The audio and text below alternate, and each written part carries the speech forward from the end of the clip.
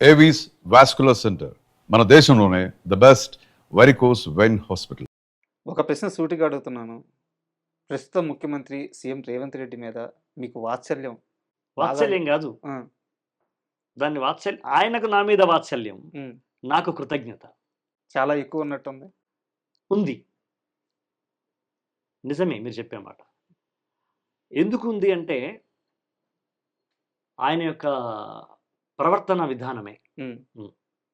ఆయన ప్రవర్తననే, ఆయన మాట్లాడే తీరు, ఆయన మమ్మల్ని గౌరవించే తీరు పట్ల నాకు గౌరవం ఉంది. అండ్ ఇక్కడ గత సంవత్సరం నుంచి ఒక విషయం మీద భిన్న వాదనలు వినిపిస్తున్నాయి. సినిమా పరిశ్రమకి గద్దర్ గారి కాంట్రిబ్యూషన్ ఏంటి? ఎంత? ఆయన పేరు పెట్టి అవార్డ్స్ కరెక్టేనా? అని మాట్లాడే వాయిస్‌లు కూడా కొన్నున్నాయి. హ్మ్. వాళ్ళకి మీ సమాధానం ఏంటి? సినిమా పరిశ్రమకి నందికి ఉన్న సంబంధం ఏమి? హ్మ్. నంది శివుని గుడి ముందర ఉండేటువంటి ఒక విగ్రహం. ఆ నందిని నంది అవార్డు అనేది ఒక ఒక ప్రెస్టీజియస్‌గా ఉంటది, ప్రతిష్టాత్మకంగా ఉంటదని ఆనాటి మేధావులు, ఆనాటి హ్మ్, ముఖ్యమంత్రులు, పెద్దలు, ఐఏఎస్‌లు వాళ్ళు నందికి ఒక ప్రత్యేకమైన, అది శివుని గుడి ముందు ఉంటది కాబట్టి దానికొక పూజనీయ స్థానం ఉందని అప్పుడు దాన్ని ఎన్నుకున్నారాయన. సరే. ఈయన ప్రజల్లో ఉన్నటువంటి పూజనీయమైన వ్యక్తిని అవార్డీ పేరుగా ఈయన వీళ్ళ ప్రభుత్వం కావచ్చు, అక్కడ ఉన్న మంత్రి మండలి కావచ్చు, ముఖ్యమంత్రి గారు కావచ్చు, తీసుకున్న నిర్ణయం అది. దాన్ని కాదంటానికి ఎవరు? సరే. అవర్ ఓన్ మినిస్టర్ అయ్యా. He is the chief minister of Telangana. Hmm. He can decide. You must follow. Who are you to who are you say to no? ఏమి ఎస్పి బాలసుబ్రహ్మణ్యం గారే గద్దర్ గారి పాట విని మొదటిసారి పాదాభివందనం చేసినాడు. ఎందుకు చేసినాడు? సరే. ప్రజలు ముఖ్యం మిత్రమా. హ్మ్. ప్రజలు ముఖ్యం. ప్రజల హృదయాల్లో నిలిచిపోయినటువంటి పాత్రత గద్దర్ గారిది. అయ్యో! ఆ విషయంలో అసలు నో డౌట్ కదా! నో డౌట్ కదా. హ్మ్. అది దేశవ్యాప్తంగా తెలిసిన విషయం కదా. అవును. అలాంటి వ్యక్తి పేరు మీద ఇవ్వడం అనేది తప్పేమి? ఎన్టీఆర్ పేరు ఎందుకు పెట్టినారు ఇవాళ? హ్మ్. ఆయన ఆయన యొక్క అంటే ఓన్లీ నటుడేనా ఆయన? ఈజ్ లేదు. Director, is writer. ఒక విప్లవం తీసుకొచ్చినాడు రావణ పాత్రకి, దుర్యోధన పాత్రకి. ఆయన కెరియర్, ఆయన పేరు మీద అవార్డు అంటే కేవలం ఒక నటుడుగానేనా? ఆయన ముఖ్యమంత్రి. హ్మ్. ఈజ్ ద చీఫ్ మినిస్టర్ అబ్బా! ఆయన పేరు మీద చేసినాడు. అది కరెక్టే కదా! అది కరెక్ట్ అయినప్పుడు గద్దర్ అన్నది కూడా కరెక్టే కదా! సరే. కరెక్ట్. రామారావు గారంటే తెలియని వాళ్ళు ఉండొచ్చు ఎక్కడన్నా. ఏ ఏ చీకటి అడవి లోపల గాని గద్దర్ అన్న తెలియని వాళ్ళు లేరు ఇవాళ. సరే. కదా! కదా! కాబట్టి ఆయనను తీసుకురావడం అనేది ప్రజల పాటకిస్తున్నట్టు వేస్తున్న పీట అది. సరే. దాన్ని తీసుకోవడానికి చాలా పెద్ద సాహసోపేతమైన నిర్ణయం తీసుకునే అదుండాలి. అది ఆయనకుంది.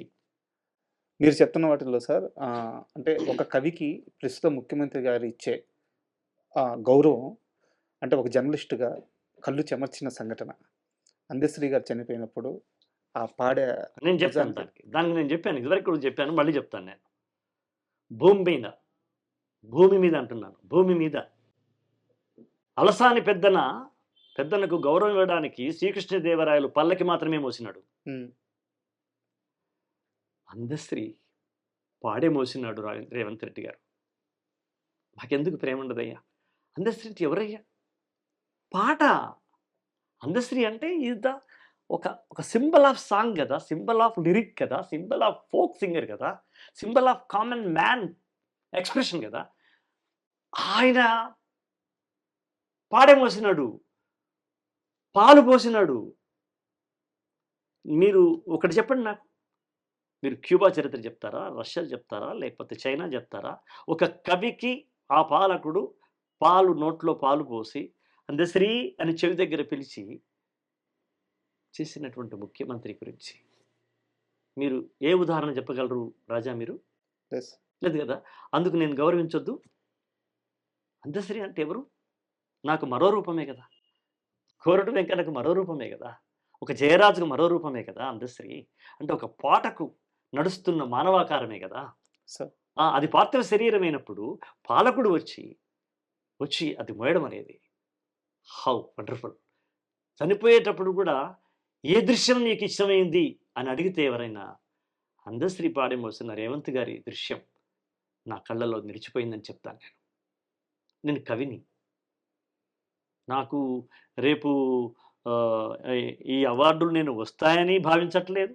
వచ్చిన వాటికి కృతజ్ఞత చెప్తాను కానీ రేపు ఇంకేదో వస్తాను కూడా చెప్పట్లేదు నేను. నేను నా కవులకు, నా పాటల తమ్ముళ్లకు, అన్నలకు వాళ్ళు ఇస్తున్న గౌరవం, చనిపోయిన తర్వాత వాళ్ళు ఇస్తున్నటువంటి గౌరవానికి నా హృదయం కదిలింది. That's my personal. వేరే వాళ్ళు ఒప్పుకుంటారా ఒప్పుకోమని మనకెందుకు? ఎవరి ఎక్స్ప్రెషన్ వాళ్ళు చేసేటువంటి స్వేచ్ఛ రాజ్యాంగం మనకిచ్చింది. నీ అభిప్రాయంతో నేను విభేదించవచ్చు, కానీ నీ అభిప్రాయాన్ని నువ్వు స్వేచ్ఛగా మాట్లాడుతుంటే వద్దనే హక్కు నాకు లేదుగా. అట్లాగే నాకు రాజ్యాంగం ఇచ్చినటువంటి స్వేచ్ఛను నేను ఎక్స్ప్రెషన్ చేస్తే వద్దనే అధికారం ఇంకెవరికే లేదుగా. తిట్టేవాళ్ళు తిడతారు. ₹1,00,00,000 ఇచ్చింది కాబట్టి మీకు రేపు మీరు ఈ ఇంటర్వ్యూ వస్తుంటే కింద మీకు వస్తాయి వరుసగా. ఏమైనా వస్తాయి ఎవరికైనా ₹1,00,00,000 మాట్లాడిస్తున్నాయి అని ఒక మాట వస్తుంది. రేపు మీకు ఐ డ్రీమ్స్ లోపల కింద వాళ్ళ కామెంట్స్ లోపల నాకు తెలుసులేరా ₹1,00,00,000, నాకు తెలుసులేరా నీకు అదేంటి నారాయణ రెడ్డి గారు అవార్డు అని కింద వస్తూ ఉంటాయి. I don't care. కానీ 60-70 ఏళ్ల క్రితమే కోట్ల రూపాయలు వదులుకున్న కుటుంబం కదా. ఎస్, కాలం చాలా గొప్పది రాజా. ఒకసారి కిటికీ మూవీ పడితే అంతకన్నా పెద్ద సింహద్వారం తెరవబడుతుంది. దానికి లేట్ అయింది. అది మా నాన్న తరంలో కాకుండా నా తరంలో వచ్చింది. బట్ ఇక్కడ ఒక స్ట్రైట్ క్వశ్చన్ సార్, స్ట్రైట్గానే సమాధానం కావాలి. రేవంత్ రెడ్డి గారి ప్రభుత్వంలో సుద్దాల అశోక్ తేజ్ గారు ఏదైనా కీలక పదవిలో కనిపించబోతున్నారా? లేదు, నాకు ఇంతవరకు అటువంటి సిగ్నల్స్ ఏమీ లేవు. కాకపోతే మీకు వచ్చినవి మీకు అది తెలుసు కదా. ఇది మొన్న అందశ్రీ గారు ఆ దాంట్లో మనకు వచ్చింది చెప్పాను మీకు నేను. ఇప్పుడు గద్దర్ అవార్డ్స్లో కూడా నాకు వచ్చింది, మీరు తెలిసింది, అందుకే మనం కలుసుకున్నాం. కాబట్టి నేను ఫలానదేదో వస్తుందనేటువంటి ఆలోచన కానీ అర్థింపు కానీ లేదు, ఆశ కూడా లేదు.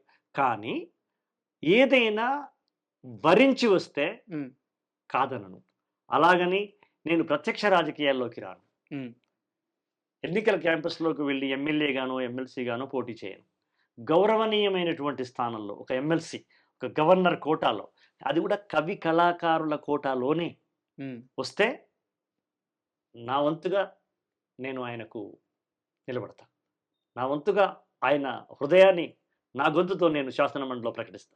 కానీ అది గౌరవనీయమైనటువంటి స్వాగతమే, అంటే పిలుపే కావాలి తప్ప నాకు ఈ రాజకీయాలను. ఎందుకంటే నాకు కాంగ్రెస్లో ఎంతమంది ఇష్టమైన ఉన్న వాళ్ళు ఉన్నారో తెలుగుదేశంలో ఉన్నారు, బీజేపీలో ఉన్నారు, ఎంఐఎంలో ఉన్నారు. నా పాట అంటే ఇష్టపడని వాళ్ళు, రాజకీయాలతో భేదం అతీతమైనటువంటి ప్రేక్షకులు ప్రజలు నాకున్నారు. వాళ్ళు నాకు ఇష్టం అంతే తప్ప నేను పార్టీ వ్యక్తిని కదా. I'm not a member of communist party.